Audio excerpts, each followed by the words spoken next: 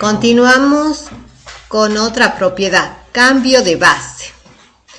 Fíjense, en este caso tenemos logaritmo de base A del argumento B. ¿Cuándo usamos el cambio de base? El cambio de base, cuando la base y el argumento no tienen ninguna relación, o sea, si no puedo calcular directamente el logaritmo, voy a aplicar este cambio de base. El cambio de base lo puedo aplicar con la base que a mí me conviene.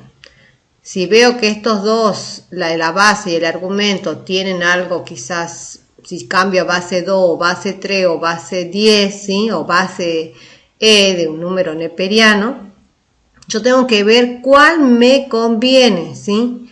Entonces, en este caso puedo elegir logaritmo de base C, que puede ser cualquier valor numérico de acuerdo a mi conveniencia, y voy a colocar como numerador, ¿sí? Porque dice que es igual al cociente del logaritmo del argumento. En el numerador va a ir el argumento y en el denominador va a ir el logaritmo de la base. En este caso, C puede ser cualquier valor numérico, ¿sí? Mayor que 0, recuerden eso. También lo puedo hacer con un logaritmo decimal. El logaritmo decimal lo pueden elegir porque lo pueden calcular directamente en la calculadora. O también el logaritmo neperiano, es decir, el logaritmo natural. Siempre siguiendo las reglas de lo que dice el cambio de base, que es igual al cociente del logaritmo del argumento sobre el logaritmo de la base. Cualquiera de estas tres opciones que ustedes elijan les tiene que dar el mismo resultado. Veamos un ejemplo. Acá ya lo tenemos resuelto. Tenemos el logaritmo de base 8, de argumento 4. Bien, vemos que entre 8 y 4, o sea, ¿qué relación tiene? Algo en común tienen en este caso particular. Ambos, si los descomponemos, van a tener base 2. Por eso en este caso hemos elegido logaritmo de base 2 de 4, logaritmo de base 2 de 8. ¿Sí? Optamos por esta primera opción. Esta es la opción que hemos elegido en este caso. Vamos a ver otro ejemplo. En este caso tenemos logaritmo de 5, logaritmo de base 5 de argumento 3. Si observamos, el 5 y el 3 no tienen nada en común. Entonces puedo elegir el logaritmo decimal o el logaritmo natural. En este caso hemos elegido el logaritmo decimal y seguimos la misma regla. Es igual al cociente del logaritmo del argumento, que es 3, sobre el logaritmo de la base, que es 5. Calculamos en la calculadora y vemos que el logaritmo de 3 es igual a 0,48. El logaritmo de 5 es 0,7. Hacemos el cociente y tenemos que es aproximadamente 0,69. Y acá tenemos otro ejemplo, el logaritmo de base 2 de 7. Tampoco tienen nada en común el 2 y el 7. Entonces hemos elegido esta tercera opción, que es el logaritmo natural.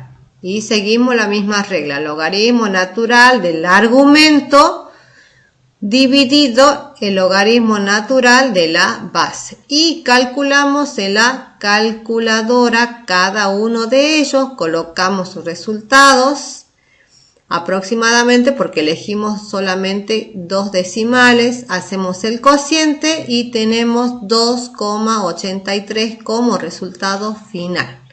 Recuerden que tanto el logaritmo decimal como el logaritmo natural lo pueden calcular en la calculadora científica.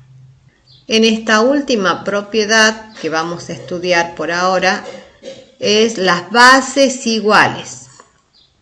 tenemos una potencia que tiene como exponente un logaritmo.